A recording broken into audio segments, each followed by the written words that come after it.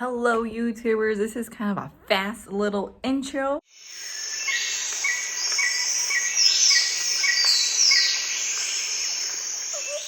Where I am actually traveling to Niagara Falls. So it's gonna be pretty cool. I hope you guys enjoy it. And this video is mostly so you can kind of be re-inspired by our planet, because our planet is very beautiful. I think a lot of people forget that because sometimes we get kind of lost in our routine, and hopefully inspire more people to go outside and explore their outdoors, maybe visit a national park. And that way, every time you do visit a national park, just a reminder, the little tiny fee you might pay, it does help for wildlife conservation. So hopefully you guys enjoy this, and maybe it'll inspire you, maybe just to go outside to your local park. All right. Alrighty then. So over here we are heading off to Niagara Falls, and I'm just honestly recording really a little bit because there is a guy right next to me, and he kind of was looking at me pretty strange when I started recording. But you know me, I just don't care. Right, here we are to Niagara Falls. On my first day, I arrived, and to be honest, I was thinking about whether I should walk to my Airbnb or start walking. As you can see, I decided to start walking first. It is definitely breathtaking when you first see the falls, and I wanted to see it all, to be real. So I'm just going to take you on my stroll. And there weren't that many people, so I thought I was getting the best out of my trip. The only thing that I was a little bit sad was that obviously, since it is so cold, I couldn't get on the boat to get super close. But there is like a walkway, which is where I'm headed towards Niagara Falls.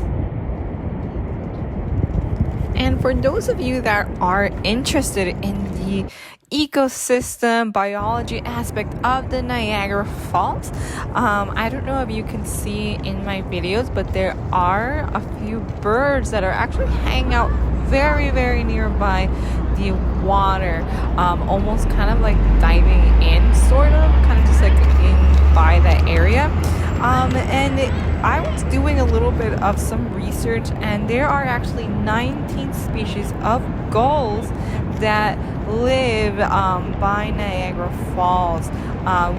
One being the ring-billed gull, the other one being the herring gull, and the other one being the Iceland gull. Those are just examples of the type of kind of like gulls that you might find, but you can definitely also find Cooper's hawks, red-tailed hawks.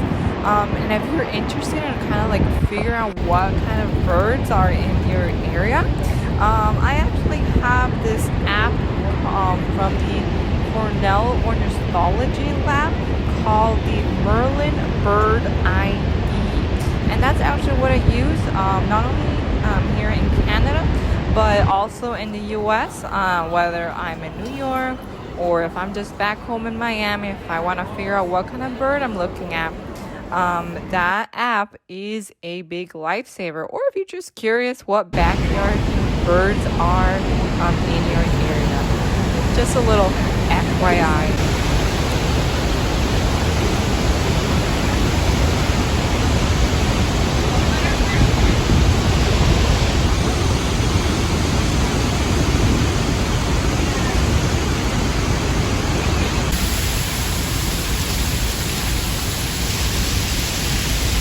Alrighty, this is just a little reminder that yes, I am in Niagara Falls.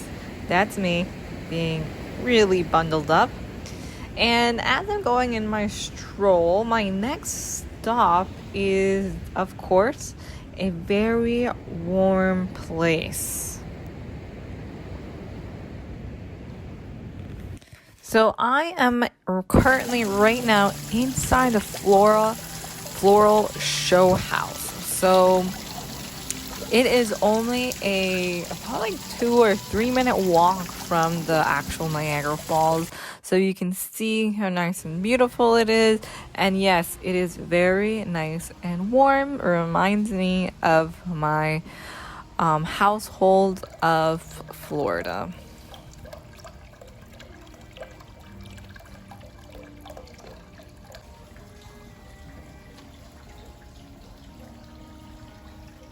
Yep, don't mind me. I'm just being a tourist here.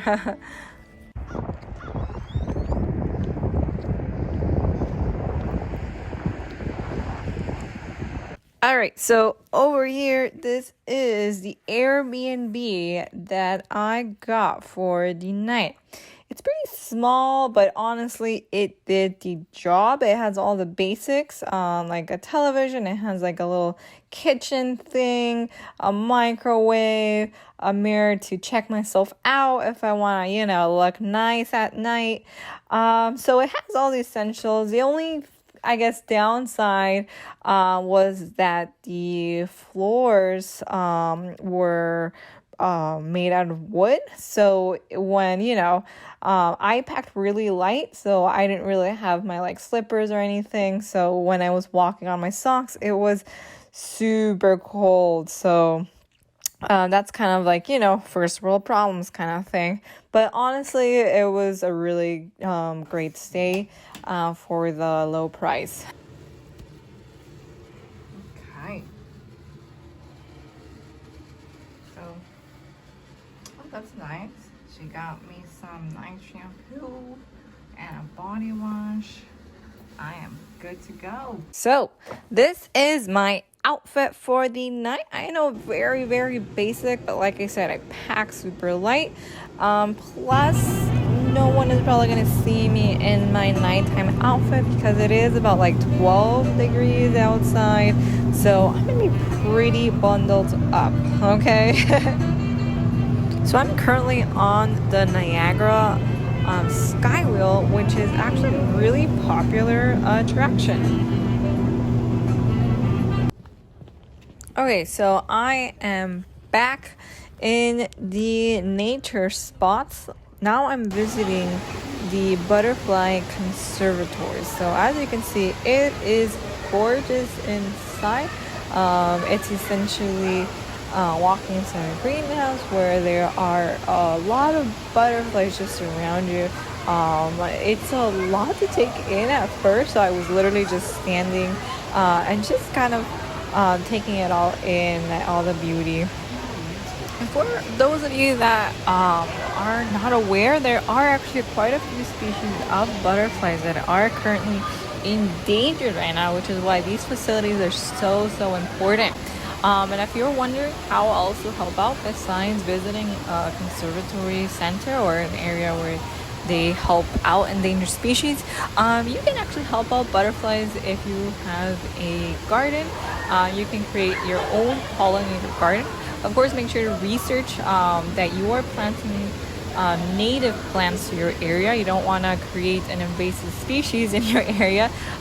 So make sure to research, and maybe you can create your own pollinator garden to attract butterflies that desperately need food these days. And surprisingly, butterflies were not the only animals that I encountered in my butterfly conservatory trip. I actually got to meet other cool animals, including a very adorable sloth.